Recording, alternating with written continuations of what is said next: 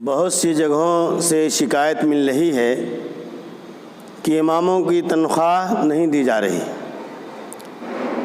اور اماموں کی تنخواہ کے بارے میں لوگ آگے پیچھے ہو رہے ہیں۔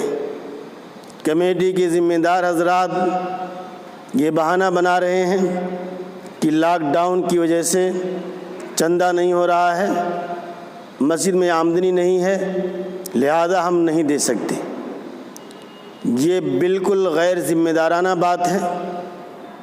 کمیٹی کے احباب کا یہ فرض بنتا ہے، کمیٹی کی یہ ذمہ داری ہوتی ہے کہ وہ ایسے موقع پر امام کا خیال کریں اور پوری کوشش کریں، مسلمانوں سے چندہ جمع کریں۔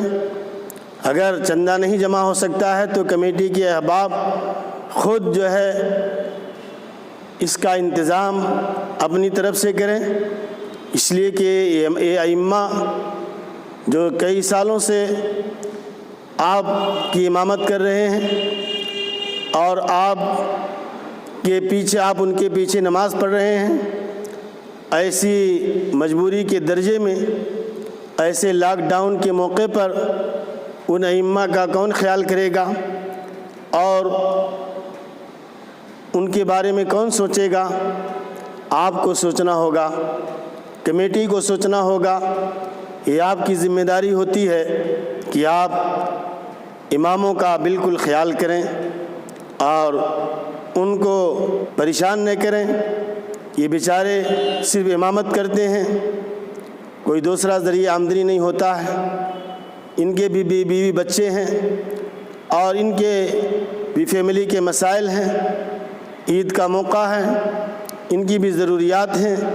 لہذا تمام مسلمانوں کو چاہیے کہ بالکل ایسے موقع پر ہم تنگ نظری سے کام نہ لیں، دل کھول کر ہم اماموں کا تعاون کریں، برابر ان کی تنخواہ وقت پر دیں۔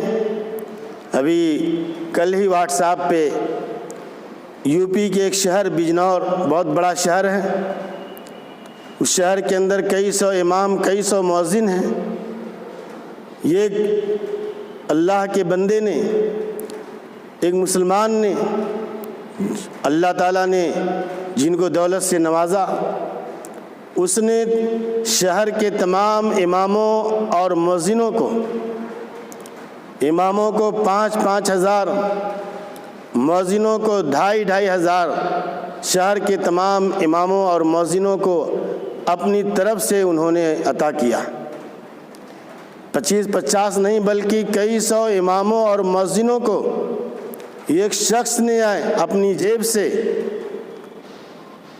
5,000 2,500 روپیہ دیا ہے اماموں کو، مؤذنوں کو۔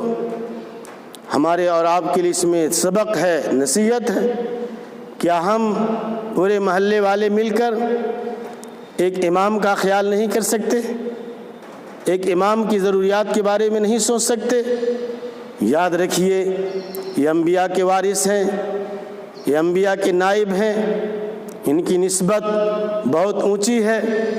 یہ آپ کے امام ہیں، سال بھر ان کے پیچھے آپ نماز پڑھتے ہیں۔ ایسے حالات میں آپ ضرور اماموں کا خیال کریں، اماموں کو کسی قسم کی تکلیف نہ دیں۔